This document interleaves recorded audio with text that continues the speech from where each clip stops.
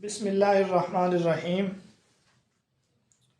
عربی گرامر میں آج یہ ہمارا دوسرا سبق ہے اور آج ہم سب سے پہلے حروف تہجی کے بارے میں پڑھیں گے۔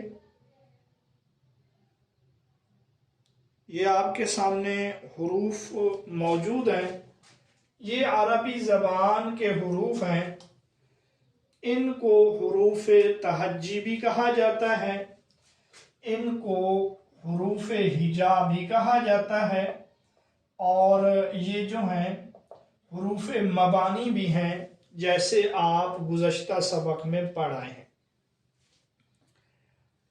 اب یہ جو حروف تہجی ہیں یا حروف ہجا ہیں، اس کا لفظی معنی ہے ہجے کرنا، اور کسی زبان کے جو مفرد الفاظ ہیں، مفرد سے مراد الگ الگ الفاظ ہیں، ان کو جو ہے حروف تہجی کہا جاتا ہے۔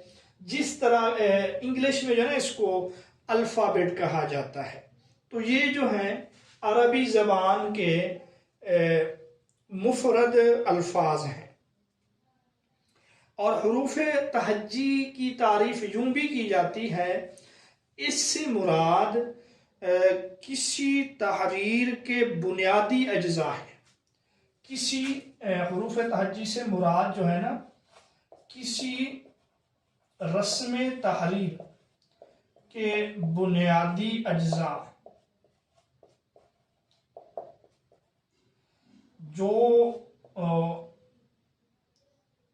صوت کا معنی ہے آواز، جو اجزاء جو ہیں صوت اور حرکات کے ترجمان ہوں، یہ اس کی تعریف کی جاتی ہے حروف تہجی کی۔ کسی بھی رسم تحریر کے بنیادی اجزاء ہیں، ان میں آواز بھی ہے اور اس میں حرکت بھی ہے۔ یہ آواز اور حرکت کے ترجمان ہوتے ہیں، ان کو جو ہے حروف تہجی کہا جاتا ہے۔ عربی زبان میں ان حروف کی تعداد کتنی ہے، اس حوالے سے جو علماء لغت ہیں ان کے دو قول ہیں۔ ایک قول یہ ہے کہ 28 ہیں اور ایک قول یہ ہے کہ 29 ہیں۔ یہاں یہ جو لکھے ہوئے ہیں یہ 28 ہیں، کیونکہ الف اور حمزہ جو ہے جس کو ہم یوں لکھتے ہیں، اس میں اختلاف ہے کہ یہ الگ چیز ہے یا ایک چیز ہے، اور اسی اختلاف کی وجہ سے 28 یا 29 کا قول ہے۔ اگر ہم دیکھیں تو حروف مقطعات جو ہیں قرآن مجید میں جن سے صورتیں شروع ہوتی ہیں وہ 29 ہیں، تو اس لحاظ سے اس مناسبت سے اگر ہم کہیں تو پھر ان کو 29 ہونا چاہیے، یہ ایک مناسبت ہے۔ اور اگر ہم دیکھیں کہ حروف مقطعات کل 14 ہیں، تو اس لحاظ سے یہ مناسبت 28 کے ساتھ ہے کہ یہ حروف تہجی کے نصف ہیں۔ حروف مقطعات حروف تہجی کے نصف ہیں، یعنی آدھے ہیں۔ بہرحال یہ علماء کا اختلاف اس میں موجود ہے، 28 کا قول بھی ہے اور 29 کا قول بھی ہے۔ اچھا، آپ اس کو پھر سے سمجھیں۔ یہ عربی زبان کے الفابیٹ ہیں، یہ حروف تہجی ہیں، یہ حروف ہجا ہیں، یہ حروف مبانی ہیں۔ عربی میں آپ کوئی لفظ بھی بنانا چاہیں تو آپ انہی سے مدد لیں گے، ان کے بغیر آپ کوئی لفظ بھی نہیں بنا سکتے۔ مثلا ہم سب سے پہلے اس لائن سے ہم کاف لے لیتے ہیں، اور اوپر سے ہم نے تا لے لیا، اور پھر اس کے بعد ہم نے الف، اور پھر ہم آخر میں با لے لیتے ہیں، تو ان کے ملنے سے ایک لفظ بنا جو ہے کتاب۔ اب یہ کتاب یہاں پر جو میں لکھ رہا ہوں یہ نقش ہے، یہ جو ہے نقش ہے، یہ تحریر ہے، لفظ نہیں ہے۔ لفظ وہ ہے جو میں زبان سے بول رہا ہوں۔ تو آپ عربی میں جو بھی گفتگو کریں گے آپ انہی کے محتاج ہیں، انہی سے الفاظ بنیں گے، انہی میں سے آپ انتخاب کریں گے۔ مثلا ہم یہاں سے قاف لے لیتے ہیں، یہ قاف، پھر یہاں سے ہم لام لے لیتے ہیں، پھر میم، تو یہ بن گیا قلم۔ اسی طرح مختلف الفاظ ہیں، تا، عین، لام یا میم، تو اس سے بنتا ہے تعلیم۔ تو بہرحال عربی زبان میں آپ نے جو بھی لفظ بنانا ہو تو آپ انہی حروف تہجی سے بنائیں گے۔ تو یہ ہمارے سبق کا بالکل بنیادی حصہ ہے۔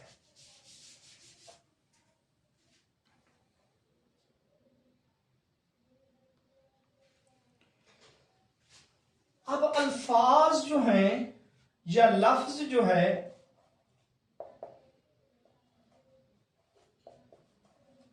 کس طرح وجود میں آتے ہیں؟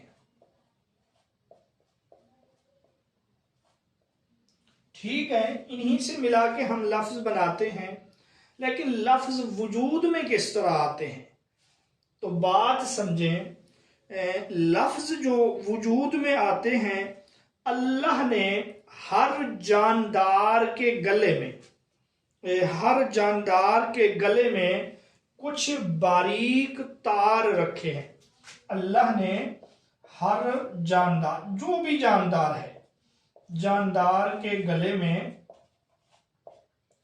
باریک تار رکھے ہیں، آپ رگ بھی کہیں، تار بھی کہیں، ان کو کہا جاتا ہے اوتار صوتیہ۔ اللہ نے ہر جاندار کے گلے میں کچھ رکھے ہیں تار، باریک باریک قسم کے، جو اوتار صوتیہ ہے۔ اب آواز اس طرح کہ انسان کے پھیپھڑوں سے جو ہوا نکلتی ہے، انسان کے پھیپھڑوں سے جو نکلنے والی ہوا ہے، وہ ہوا جب پھیپھڑوں سے نکل کر ان اوتار صوتیہ سے ٹکراتی ہے تو پھر آواز بن جاتی ہے۔ کیونکہ یہ اوتار صوتیہ یہ ساؤنڈ کے لیے ہیں، یہ ہوا کو اور سانس کو آواز میں بدلنے کے لیے ہیں۔ تو جب پھیپھڑوں سے نکلنے والی ہوا ان تاروں سے ٹکراتی ہے تو پھر وہ آواز بن جاتی ہے۔ یہ پہلا مرحلہ ہے، یہاں سے پھیپھڑوں سے ہم سانس لیتے ہیں، ہوا یہاں پہ۔ اچھا، اوتار صوتیہ کے بعد دوسرا مرحلہ ہے منہ میں مخارج۔ انسان کے منہ میں اللہ نے کچھ مخارج رکھے ہیں، انہی مخارج میں جب یہ آواز ٹھہرتی ہے تو اس سے جو ہے الفاظ وجود میں آتے ہیں۔ اب انسان کے علاوہ جو دیگر جاندار ہیں، مثلا بھینس، تو وہ اوتار صوتیہ سے جب ان کی ہوا ٹکراتی ہے تو آواز تو نکلتی ہے، لیکن مخارج جو ہیں ان کے منہ میں نہیں ہیں، اس وجہ سے ان کی آواز سے الفاظ نہیں بنتے۔ تو منہ میں جو مخارج ہیں جن کی تعداد 16 یا 17 ہے، یعنی کسی جگہ ٹکرانے سے سین، کسی جگہ شین، کسی جگہ الف، تو ان مخارج کے ٹکرانے کے بعد وہ حروف جو ہیں وہ الفاظ میں تبدیل ہو جاتے ہیں۔ اب آپ سمجھیں، گویا کہ کسی بھی آواز کو الفاظ بننے کے جو مراحل ہیں وہ 3 ہیں۔ سب سے پہلے ہے ہوا جو پھیپھڑوں سے نکلتی ہے، اس کے بعد ہے اوتار صوتیہ یعنی وہ باریک تار۔ اوتار صوتیہ جو ہیں یہ پھر منہ میں جو مخارج ہیں ان سے اب یہاں ہوا ہے، یہاں آواز ہے، پھر یہ آواز جب مخارج میں ٹھہر جاتی ہے پھر یہاں سے کیا بنتے ہیں؟ الفاظ۔ یا لفظ بنتے ہیں۔ تو یہ لفظ وجود میں آنے کا ہمارے پاس طریقہ آ گیا۔ اب جب لفظ وجود میں آ گئے، لفظ کا لغوی معنی اور اس کا اصطلاحی معنی۔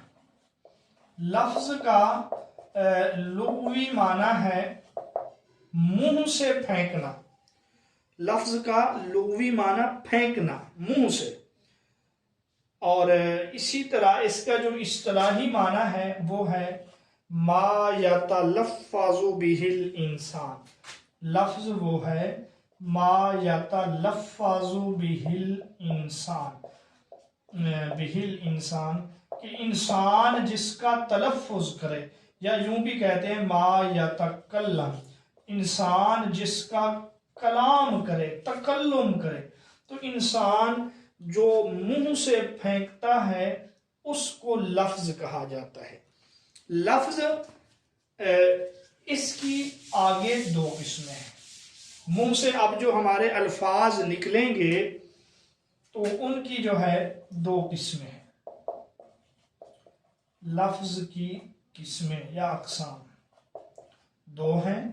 پہلی قسم کا نام ہے موضوع، اس کو مستعمل بھی کہتے ہیں، اور دوسری قسم کا نام ہے مہمل، اس کو غیر مستعمل بھی کہتے ہیں۔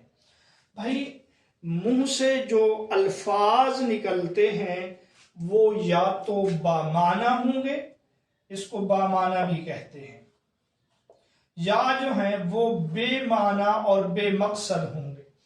بامعنی کو مستعمل بھی، موضوع بھی کہتے ہیں، اور جو بے معنی ہے اس کو غیر مستعمل اور اس کو مہمل بھی کہتے ہیں۔ مثلا میں نے ایک لفظ بولا، یا عام روٹین میں ہم بولتے ہیں جیسے پانی، اور دوسرا اس کے ساتھ بولتے ہیں وانی، کہ پانی وانی لے آؤ۔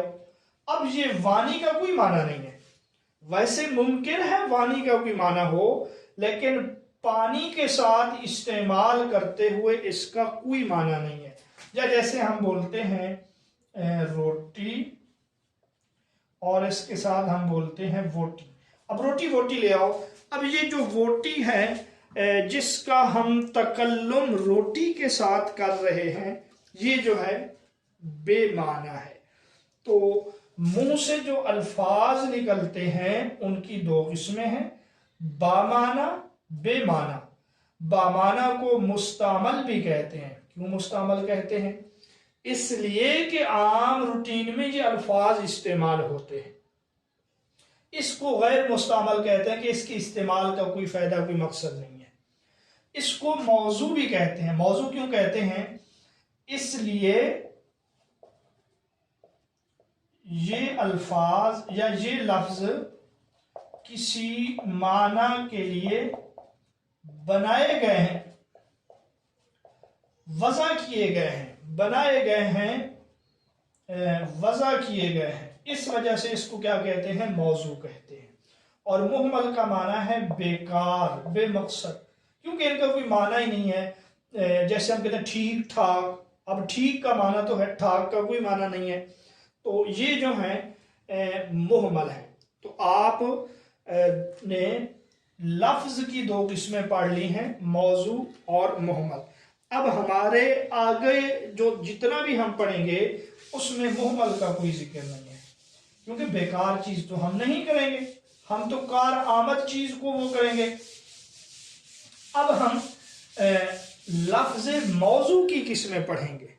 پہلے ہم نے مطلقاً لفظ کی قسمیں پڑھی تھیں، اب ہے لفظ موضوع کی قسمیں، یا بامعنی لفظ کی قسمیں، یا مستعمل لفظ کی قسمیں۔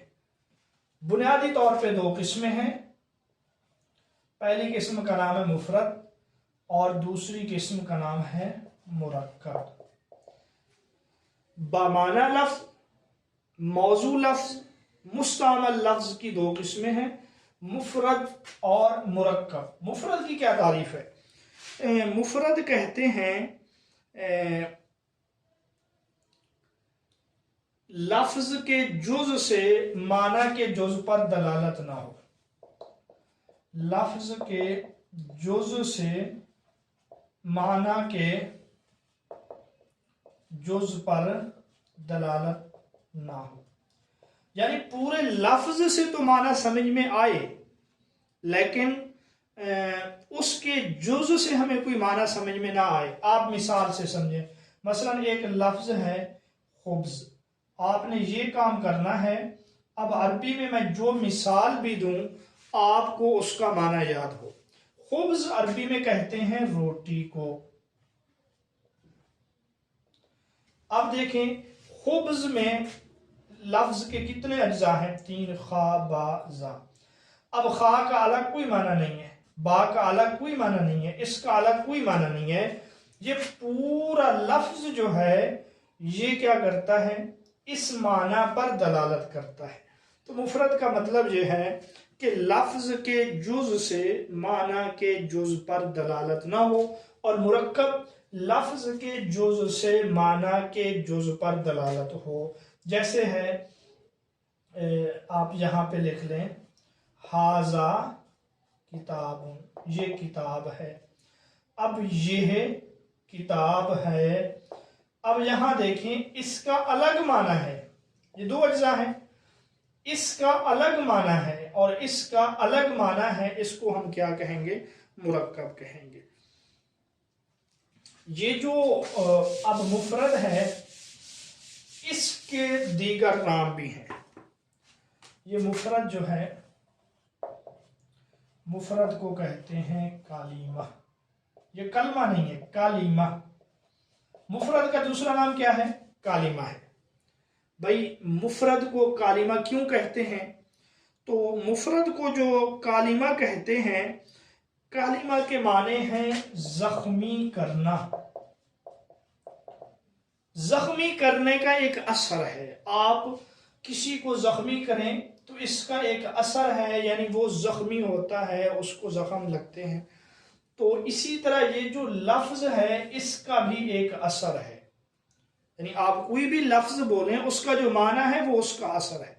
तो जिस तरह कलमा का माना है जख्मी करना, तो उलमा फरमाते हैं इसी तरह लफ्जों से भी इंसान जख्मी हो जाते हैं। इसी वजह से जो लफ्ज मुफरद है उसको कालिमा भी कहते हैं। जो लफ्ज मुफरद है उसको कालिमा भी कहते हैं।